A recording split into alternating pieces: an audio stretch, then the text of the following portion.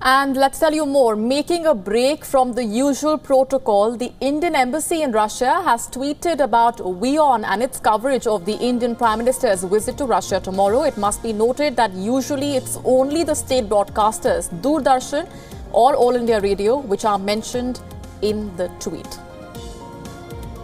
Let's go straight across to our correspondent Siddhant Sibal for more on that. Siddhant, the Indian Embassy in Russia, they're appreciating WION's coverage just a few hours before the Indian Prime Minister makes his way to Sochi.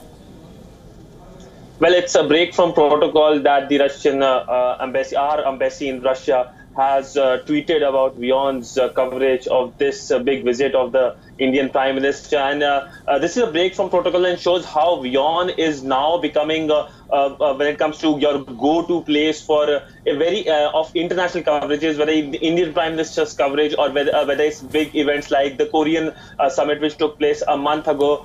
So clearly, WION is India's only diplomatic channel, and now we can see that world is recognizing WION when it comes to top-class coverages, and it has become India's voice to the world. Absolutely. And speaking a little bit more about the summit itself, informality is again the flavor of what's expected to pan out over the next few hours, Siddhant.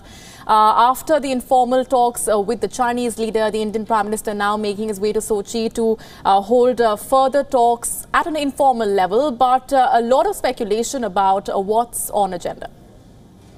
Well, this is the second informal summit of the Indian Prime Minister. First, of course, Chinese President and the Indian Prime Minister meeting in Wuhan, and it's becoming a new normal. And of course, India and Russia are close friends, trusted partners. And Sochi, where the summit is taking place, has been the second capital. It's now called the second capital of Russia, the summer capital of Russia. And before the visit of the Indian Prime Minister, the Russian President has already hosted the German Chancellor Angela Merkel and the Syrian President Bashar al-Assad. And on the table will be everything from Iran to Afghanistan to Syria. And remember, this summit is taking place at a time when the US has withdrawn from the Iran nuclear deal. And that is why this summit matters more. And particularly at a time when it's West versus Russia, India, of course, talking to the Russians. This, of course, sends a message also that India has its hands of a friendship for Washington and for Moscow. But it's a one-day visit, and the Indian Prime Minister will be leaving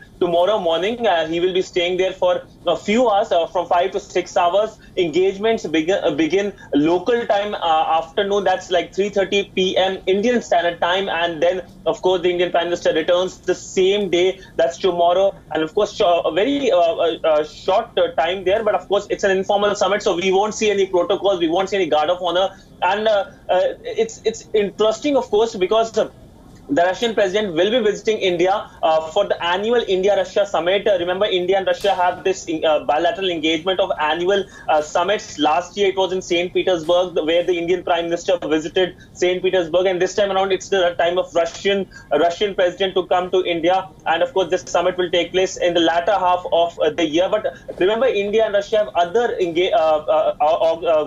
groupings also where they can engage. If we can give an example of SCO, BRICS. So the Prime Minister of India is also expected or likely to meet the Russian president later next month at the SCO summit, which will take place in China, and of course for the BRICS summit in South Africa. So clearly both are good friends, trusted partners, and they're going to increase their engagement with this informal summit that's going to take place in Sochi. A host of issues to come up for discussion during those informal talks. We're going to leave it there for the moment. Siddhant Sibal getting us the very latest. And as that tweet from the Indian Embassy in Russia put it, WION is the destination for all the updates coming in from those informal talks between Indian Prime Minister Narendra Modi and Russian President Vladimir Putin.